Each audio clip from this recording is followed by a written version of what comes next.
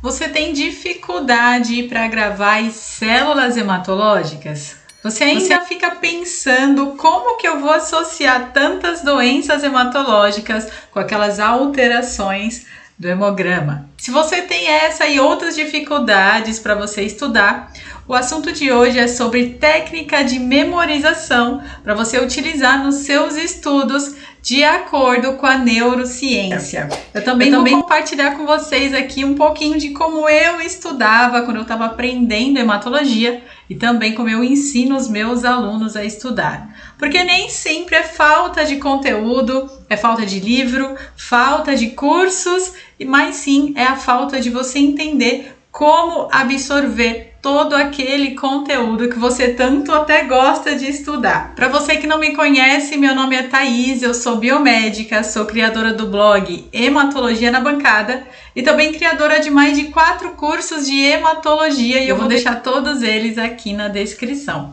Hoje eu vou compartilhar aqui com vocês essas técnicas de estudo que são importantíssimas para você que quer subir de carreira, que quer elevar o seu nível dentro da hematologia ou dentro de qualquer outro assunto que você esteja estudando. E se você gosta desse e outros assuntos relacionados à hematologia, já curte aqui o vídeo, se inscreve no canal, compartilha com um amigo que também está precisando ver esse tipo de conteúdo. Para a gente falar de técnica de memorização, a gente precisa primeiro entender como que a gente começa, né? A primeira coisa que eu tenho para falar para vocês é sobre a associação. Então, quando a gente utiliza algo que a gente está estudando e a gente junta com algo que é familiar para a gente, eu tenho já um vídeo aqui no canal e eu vou colocar ele na descrição aqui também para você assistir depois, onde eu mostro a associação das células hematológicas com coisas diferentes, com coisas mais similares, para que vocês possam entender. E é um exemplo para que vocês entendam o que é essa associação. Nem sempre a associação que faz sentido para mim ou que faz sentido para o seu colega é a mesma que vai fazer sentido para você. Por isso que tem que ser com algo que seja familiar. Então, faça uma associação das células com algo que seja normal para você no seu dia a dia, que seja fácil para você lembrar. Porque assim você vai facilitar e aí você entende que tem que ser familiar para você. Por exemplo, hoje para mim é muito mais comum, muito mais familiar falar aqui sobre hematologia, sobre tudo relacionado à biomedicina, sobre aulas, mas no começo é claro que não era assim, eu estudava como todo mundo estudava, lendo bastante e escrevendo bastante. Hoje não, hoje eu crio várias aulas e eu consigo já entender o que é mais fácil para que eu consiga dar a aula e mostrar o conhecimento para os alunos. E tudo isso também é uma prática. Vamos falar já da dica número 2, que é criar um mapa mental. Esse aqui é um exemplo de mapa mental, utilizei essa ferramenta aqui mesmo, essa é a MindMeister. Ela é gratuita, ela tem a sua parte paga, mas você pode utilizar ela também de forma gratuita se você quiser. E existem muitos outros mapas mentais aí na internet que você pode utilizar para criar.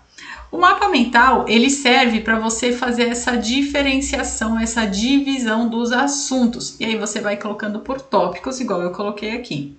E também, além do mapa mental, você pode desenhar. Se você não quiser utilizar essa ferramenta aqui na internet, você pode desenhar um mapa mental, ou também falando da hematologia, você pode desenhar as células do seu jeito, do jeito que você enxerga elas, ou de um jeito que seja de fácil lembrança para você no momento que você precisar.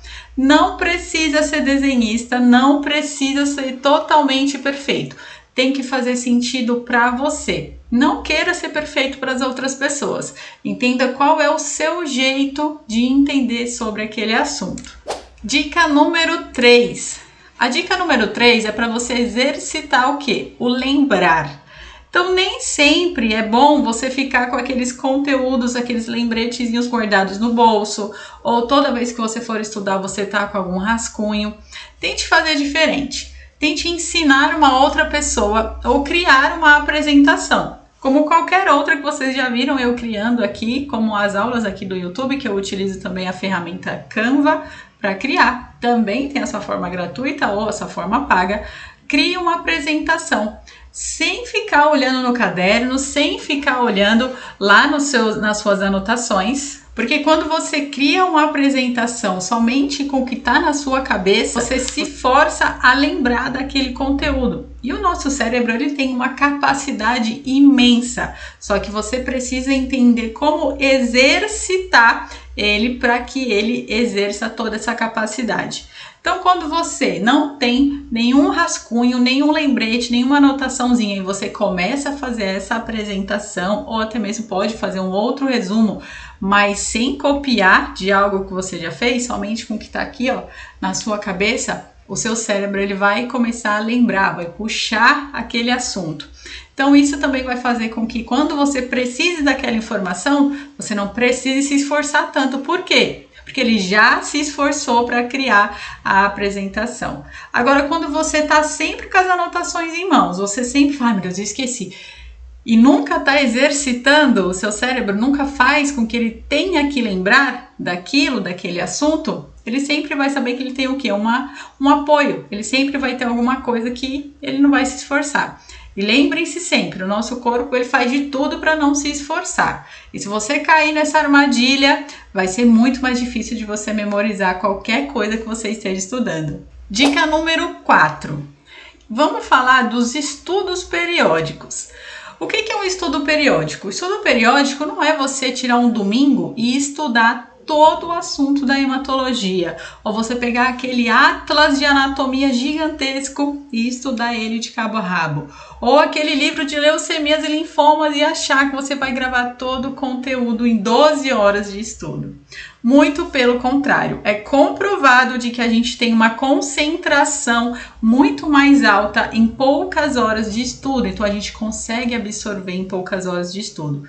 E eu tô falando absorver e não decorar.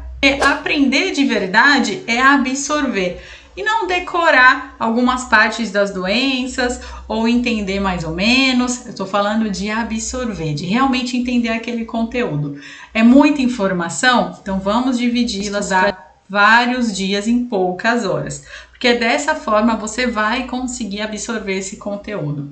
Quando você estiver trabalhando, seja na bancada laboratorial ou seja em qualquer outra área que seja sua, você não vai ter nenhum resumo, você não vai ter nenhuma anotação para te ajudar sempre. Então, por isso que você não pode decorar. E muitas vezes as pessoas, principalmente na área da saúde, podem ter algumas coisas que não estão ali no livro.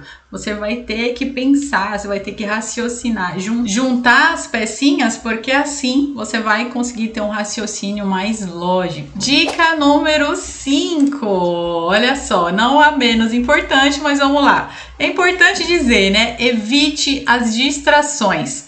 Hoje a gente tem muita distração. E sim, lógico que eu tô falando do celular.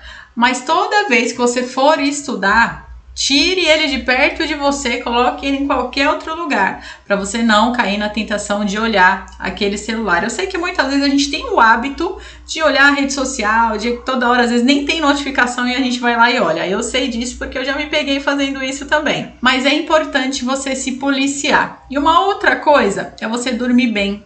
Tem que ter o momento do descanso, tem que ter um momento em que você vai falar, não vou estudar, não estou estudando, estou relaxando. Mas é claro que não pode ser sempre, né? Mas você precisa, sim, dormir bem, ter uma alimentação melhor.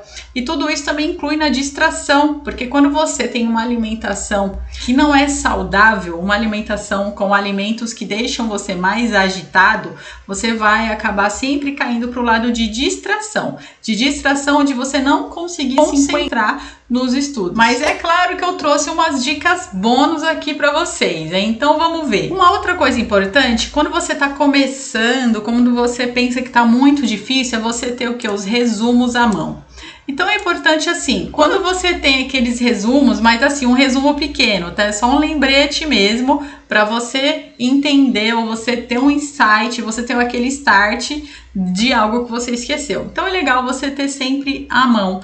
Como, Thaís? Pode ser em anotação no seu celular, pode ser em algum caderno que você tenha, mas tem algumas coisas que vão te lembrar do conteúdo aprofundado. Uma outra coisa que é importante vocês entenderem é, tenha o seu ritmo. Nem sempre o que serve para o seu colega é o que serve para você. Então tenha o seu ritmo, não se compare, encontre qual é a melhor forma de estudo para você. Como você se sente confortável como você consegue memorizar. E também é importante, você pode até falar para os seus amigos que eles podem estudar de uma forma diferente, mas esse conselho também serve, tá? Para você dar para os seus colegas. Nem sempre o que serve para você, que você conseguiu aprender, vai servir para o seu colega. E outra que não é menos importante é você lembrar que você não é uma máquina. É importante saber que você pode fazer pausas, os momentos que você realmente não consegue estudar. Tem aquele momento que você precisa sim relaxar e deixar as coisas acontecerem, mas é preciso retomar depois os seus estudos, tá? Não fale assim, tô tirando umas férias dos estudos. Não, tem um tempo, mas saiba quando esse tempo termine. E não deixe esse tempo ser muito prolongado. Se você gostou dessas dicas de estudo, de memorização dos assuntos que você está estudando, já curte aqui esse vídeo, comenta aqui embaixo como que você faz também para estudar. Um beijão para você e até a próxima!